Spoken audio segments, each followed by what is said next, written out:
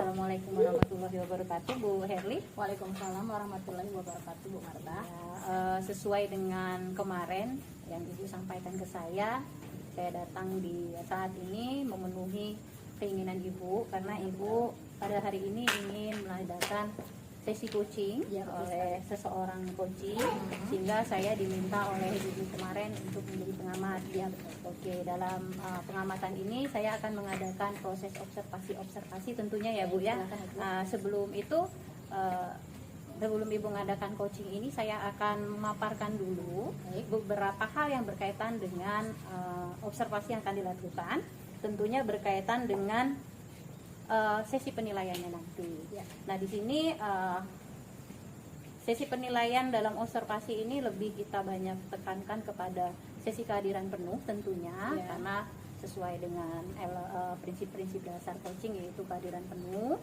Kemudian ada beberapa elemen juga yang terlibat di dalamnya seperti kemitraan, kreatif, dan membangun ide-ide potensi diri dari coachingnya nanti. Nah, jadi dalam hal ini yang paling utama juga saya akan melihat penilaian dari alur tirtanya. Sebagaimana kita ketahui, tirta itu ada 4, yaitu yang pertama tujuan dari percakapan dan juga hasil percakapannya nanti itu bagaimana. Kemudian mengidentifikasi dengan mengaitkan situasi yang ada pada saat coaching saat diadakan proses percakapan. Kemudian tentunya Ibu juga nanti akan saya lihat pada saat menanyakan rencana aksinya, dilanjutkan nanti yaitu tahapan bagaimana ya menanyakan tanggung jawab sebagai salah satu bentuk komitmen dari coaching yang akan Ibu coaching nanti. Nah itu oke Ibu, itu hal-hal yang akan terkait dengan penilaian. Kemudian saya ingin ada sedikit pertanyaan nih Bu sebelum coaching kita mulai ya. Ibu. Oke, pertanyaannya, kompetensi coaching apa yang ingin dikembangkan nih Bu? Dalam tahapan pelaksanaan coaching ini, saya sebagai coach sangat ingin mengembangkan kompetensi mengenai peran saya sebagai coach dalam memberikan perhatian penuh, mendengarkan secara aktif tentang permasalahan yang dihadapi oleh coachee, sehingga saya mampu mengarahkan coachee untuk dapat menemukan solusi dari permasalahan yang dihadapinya secara mandiri. Oke, jadi kompetensinya memberikan perhatian penuh dan mendengarkan secara penuh ya Bu, nanti sehingga bisa tergali ide-ide. Oke lah Bu. Yang kedua, nah setelah Ibu tahu kompetensi coaching yang ingin Ibu kembangkan, tentunya ada hal yang spesifik nih dari bagian kompetensi itu, mana yang secara spesifik sekali yang Ibu inginkan diobservasi nih? Pastinya dalam pelaksanaan coaching ini saya berharap ada terjalin komunikasi yang baik antara saya sebagai coach dengan coachee, sehingga saya mampu memberikan pertanyaan-pertanyaan berbobot dan dapat mengarahkan jalannya pelaksanaan coaching ini secara efektif dan maksimal. Jadi spesifiknya nanti di arah pertanyaan-pertanyaan berbobot ya Bu. Ya, oke, itu yang akan saya observasi nantinya dalam kegiatan coaching yang akan dilakukan oleh Ibu. Kemudian nah dari spesifik itu tadi Bu, dan kompetensi juga yang Ibu kembangkan, tentunya ada indikator nih. Indikator ketercapaian dari tujuan pengembangan yang Ibu inginkan itu apa? Untuk indikatornya saya juga memiliki ibaratnya target ya Bu ya, target agar dalam setelah pelaksanaan coaching ini coachee dapat langsung menerapkan solusi yang dia dapatkan dan melaksanakan penerapan itu secara langsung dan dapat melihat langsung dampaknya secara nyata. Oke, jadi indikatornya itu ke arah coachingnya ya Bu ya, nanti dapat menerapkan hal-hal yang sudah Ibu gali potensinya, baik dari rencana reaksi dan lain sebagainya, kemudian melihat dampaknya setelah dilaksanakan coaching itu sendiri. Oke Bu, setelah mengetahui area kompetensi ini, nanti kita akan fokus ke arah-arah yang akan dimulai. Nah, jadi boleh Bu, nanti kita langsung saja mengadakan proses tersidak. Assalamualaikum. Ya, Waalaikumsalam. Bu Putri. Masuk, silakan duduk. Sehat Ibu? Alhamdulillah. Aku ganggu ya Bu. Duduk Ibu. Boleh minta waktu sebentar Bu Herli? Boleh. Gimana kabarnya Ibu Putri? Alhamdulillah Bu, sehat Bu. Ini ada jam kosong sebentar ya Bu ya. Jadi ada yang mau diceritakan Bu ya, ada apa ya? Jadi akhir-akhir ini merasa kurang apa ya Bu ya? Kurang semangat mengajar lah kayak gitu ya. Apa? Atau gimana lah perasaannya ini mengganjal, ada yang mengganjal gitu Bu. Gini Bu Herli, saya kan wali kelas 11 IPS 3 nih Bu. Jadi beberapa akhir-akhir ini kan anak saya yang pernah saya ceritakan dulu ke Ibu ya Bu. Jadi anak saya ini 4 orang ini belum menunjukkan peningkatan Bu. Jadi pertama mereka ini kesadaran atau motivasi untuk ke sekolah ini semakin kesini semakin menurun Bu. Kemudian kalaupun mereka datang ke sekolah itu biasanya dengan guru tertentu mereka tidak mau belajar Bu. Nah itu masalah saya Bu. Oke. Nah, kira-kira dari permasalahan yang Ibu paparkan secara gambaran saja tadi, apa harapan atau tujuan yang ingin Ibu dapatkan dari percakapan yang kita laksanakan? Ya Bu, yang pertama saya mengharapkan ide-ide baru ya Bu ya, ide-ide baru bagaimana saya mengatasi anak-anak saya nanti, atau saya mengharapkan ada solusi lah Bu dari pembicaraan kita ini. Selanjutnya saya juga berharap ya Bu, anak-anak saya di 11 IPS 3 itu ya kalau bisa 100% mereka aktif dalam pembelajaran ya itu Bu. Oke. Kira-kira dari pandangan Ibu Putri ya selama menjadi wali kelas, apa yang menjadi penyebab siswa yang Ibu tangani motivasinya turun untuk dapat hadir ke sekolah secara rutin? Iya Bu, jadi pengamatan saya ya Bu, yang pertama mereka tidak mau datang ke sekolah ini, alasan pertama mereka itu kesiangan Bu. Jadi sering kesiangan.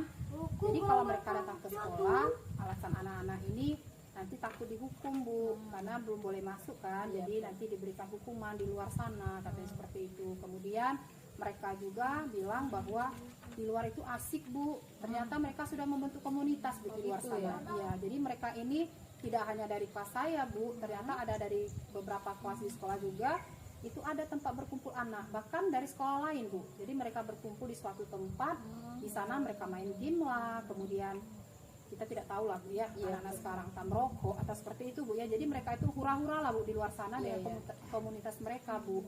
Dan satu lagi mereka mengatakan kemarin Bu, kami itu Bu tidak datang hanya dengan pelajaran tertentu Bu. Itu karena gurunya tidak asik, itu versi mereka kan Bu. Dia mengatakan gurunya itu Bu, kalau di kelas Bu marah-marah lah, kasih tugas yang banyak, kemudian selalu ngomong kami ini yang jelek-jelek Bu. Jadi tidak menasihati tidak Bu, tapi ngomong mencap kami ini sebagai siswa yang kurang beres seperti itu. Oke. Berarti penyebab dari turunnya motivasi siswa untuk datang ke sekolah ini pertama siswa bangun kesiangan, terus mereka takut dapat hukuman, terus mereka juga punya kegiatan lain di luar sekolah, dan juga mereka memiliki mindset ada sebagian guru yang tidak asik bagi mereka. Nah, kira-kira adakah penyebab lain yang Ibu tangkap? Ya, dari pembicaraan juga Bu ya, dia mengatakan bahwa memang dorongan orang tua itu kurang juga Bu. Jadi perhatian orang tua terhadap anaknya mau datang ke sekolah atau tidak itu kurang diperhatikan Bu oleh orang tua mereka. Dan kalaupun guru tadi Bu, dari faktor guru, mereka sudah pernah berusaha untuk mencairkan suasana dengan guru tertentu, tapi gurunya tertutup seperti itu Bu. Jadi tidak membuka ruang komunikasi dengan mereka. Aku maunya kamu seperti ini, jadi kamu juga harus menuruti apa mau ibu begitu. Jadi anak ini merasa bahwa guru ini tidak bisa dikompromi, jadi mereka membuat masalah seperti itu. Oke, berarti penyebab lainnya juga kurang perhatian dari orang tua, dan juga sebenarnya siswa ini ingin mendapatkan apresiasi dari gurunya. Nah, setelah Ibu memaparkan permasalahan ini, kira-kira Ibu tahunya dari mana ya? Iya Bu. Jadi gini Bu, jadi permasalahan tadi kan saya kan sebagai wali kelasnya Bu ya. Jadi sebagai wali kelasnya saya pernah beberapa kali usaha saya Bu ya, saya kan saya juga sudah melakukan yang namanya segitiga restitusi Bu, kemudian bekerja sama dengan guru BK untuk mengamati anak ini, kemudian membuka komunikasi dengan guru mata pelajaran yang mereka sebutkan tadi Bu. Nah itu kan semuanya sudah saya lakukan, bahkan Bu akhir-akhir ini saya sering melakukan home visit Bu. Jadi saya datang untuk komunikasi dengan orang tua mereka begitu ya Ibu. Iya. Nah, kira-kira adakah hal lain yang sudah pernah Ibu lakukan selain dari yang Ibu paparkan tadi? Sudah Bu, yang pernah saya lakukan lagi Bu, kemudian saya mengajak anak itu membuka seperti forum komunikasi gitu. Jadi forum komunikasi mereka berempat ini Bu ya, khusus mereka berempat. Saya mau nurutin maunya mereka itu seperti apa gitu. Kalau memang masalah mereka dengan guru, saya mau mendatangkan guru itu kan Bu. Ya sama-sama maksudnya apa permasalahan mereka mencairkan gitu Bu. Tapi mereka pada waktu itu nggak usah Bu sampai ke gurunya. Ya kami saja lah Bu yang berubah. Nah saya kan sebagai wali kelas, wah anak ini sepertinya sudah ada ya, sudah ada kesadaran ini. Nah tapi Bu itu hanya berlaku di minggu itu lah mereka aktif. Kemudian sekarang ngulang lagi seperti itu Bu. Oke. Nah dari hal-hal yang sudah Ibu lakukan ini, kira-kira kan Ibu sudah melakukan berbagai macam cara, tetapi dampaknya tidak berlangsung secara dalam waktu jangka yang lama ya. Nah, kira-kira apakah Ibu punya rencana agar permasalahan yang Ibu hadapi ini bertemu dengan solusinya? Oh iya Bu, kemarin itu kan saya pernah berbincang sama kurikulum Bu ya. Jadi dia punya katanya ada trik baru ini Bu Putri, bisa dicobakan dengan anak Ibu gitu kan. Nah jadi kemarin setelah saya pelajari, sepertinya juga ini bisa menjadi istilahnya alternatif ya Bu ya. Jadi kemarin kurikulum itu menyarankan adanya coaching Bu. Coaching ya. Coaching. Oke. Nah, dari pemaparan Ibu barusan, sepertinya Ibu sangat antusias sekali ya, karena Ibu merasa sangat terbebani sekali dengan masalah ini. Gambaran coaching seperti apa yang akan diberikan kepada siswa yang mengalami masalah ini? Jadi coaching itu Bu, sepemahaman saya ya Bu ya. Jadi coaching itu adalah dimana saya memanggil anaknya bisa seperti itu satu-satu Bu, atau berempat sekaligus juga nggak jadi masalah seperti itu Bu ya. Jadi di sini nanti saya ingin anak itu terbuka terhadap saya, kemudian dari pembicaraan nanti saya akan menggali Bu potensi yang ada di diri anak ini. Misalnya kalau mereka ini sudah menganggap diri mereka ini gagal, nah saya sebaliknya Bu, justru saya akan mengangkat bahwa mereka ini tidak gagal, tapi mereka punya potensi yang bagus. Jadi mereka gali sendiri apa yang menurut mereka merupakan potensi mereka, yang kemampuan mereka ini apa gitu Bu. Jadi dengan saya memberikan ini nanti kan mereka tahu, oh berarti saya ini ternyata bukan siswa yang malas, bukan siswa yang nakal gitu. Justru saya ini sebenarnya ada prestasi lain yang bisa saya kembangkan. Jadi dengan begitu nanti kan harapan saya dengan munculnya potensi dalam diri mereka yang mereka keluarkan, mereka sendiri menjawab permasalahan mereka Bu. Jadi mereka datang bukan motivasinya karena orang tua tidak perhatian, bukan karena mereka tidak mau ke sekolah alasannya menyalahkan orang lain kayak gitu Bu. Jadi mereka itu lebih punya kesadaran, mereka tidak melakukannya karena memang ada sesuatu di diri mereka yang tidak mereka ketahui gitu. Nah, Ibu kan sangat ingin nih melakukan coaching kepada siswa Ibu dengan harapan siswa muncul motivasinya dari dalam dirinya untuk dapat hadir ke sekolah secara rutin. Apa alasan Ibu memilih pendekatan coaching agar menjadi solusi dari permasalahan itu? Ya Bu, jadi pendekatan ini tadi kan Bu, setelah saya lihat video-video ya Bu ya, kemudian saya pelajari lebih lanjut dari obrolan dengan Ibu Marta kemarin, ternyata coaching ini kan kesadaran yang muncul dari diri mereka sendiri gitu Bu.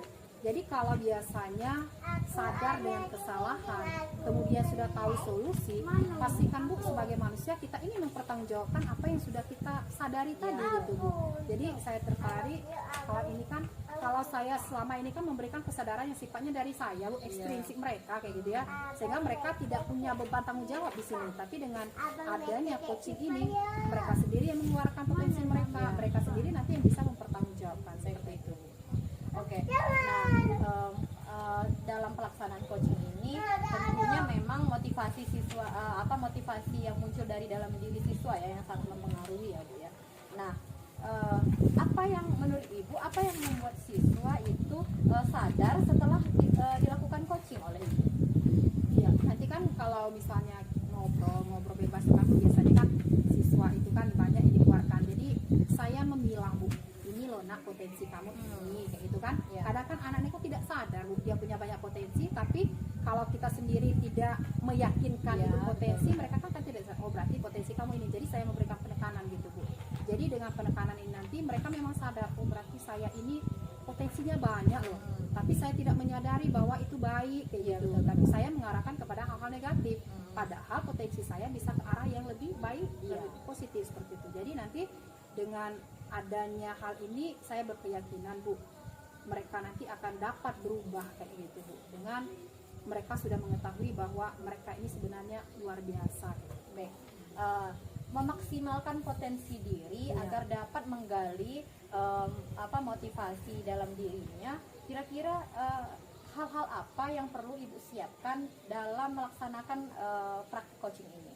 Ya, Bu. Jadi kalau saya rencanakan, Bu, ya, nanti karena anak-anak ini kan 4 orang, Bu. Iya, Nah, kemudian guru itu kan mereka juga menyebutkan tidak satu, Bu, Iya. ada beberapa gitu. Itu kan jadinya banyak.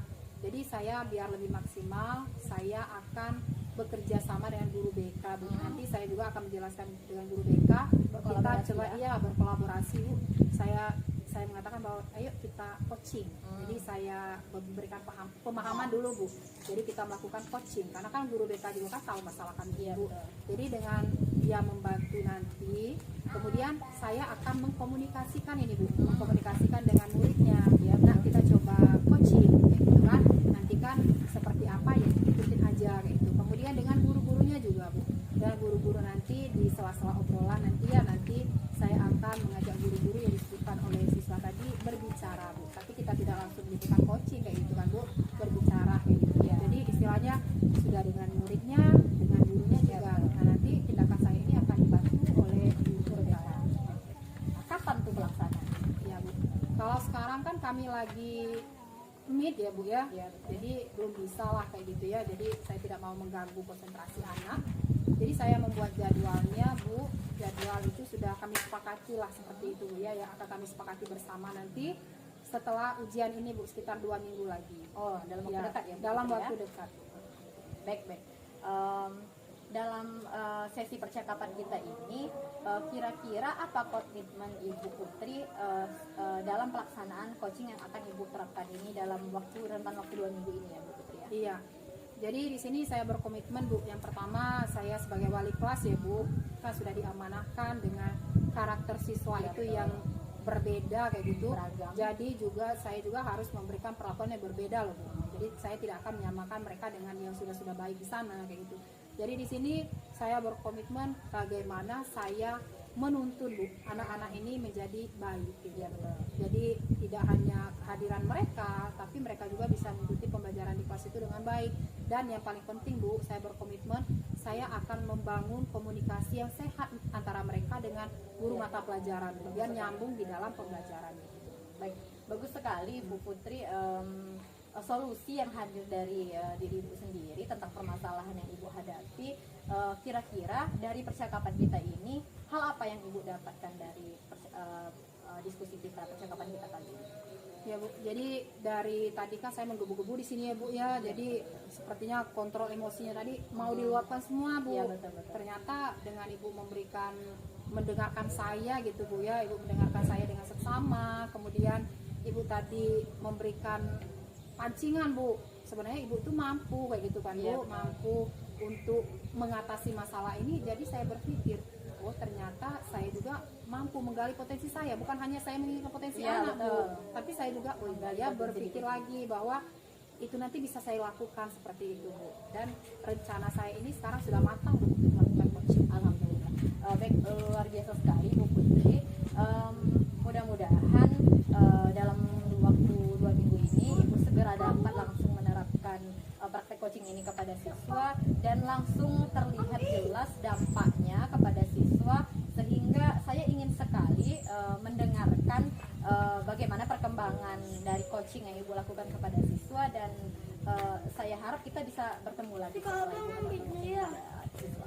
Iya Bu, terima kasih banyak ya Ibu sudah memberikan apresiasi terhadap keinginan saya mencari solusi tadi. Ibu sudah mendengarkan, kemudian Ibu juga sepertinya mendukung saya Bu ya untuk melakukan coaching terhadap siswa ini. Terima kasih ya Bu ya. Terima Semangat ya, kasih Ibu waktunya. Putri. Iya Bu, tetap semangat Ibu.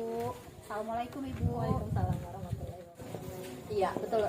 Setelah melaksanakan kegiatan coaching tadi, indikator yang sudah saya lakukan adalah saya sebagai coach sudah memberikan perhatian penuh dengan mau mendengarkan coach memaparkan masalah yang dia hadapi secara aktif dan juga mampu memberikan semacam suasana sehingga coach bisa leluasa menyampaikan semua keluh kesahnya secara terbuka.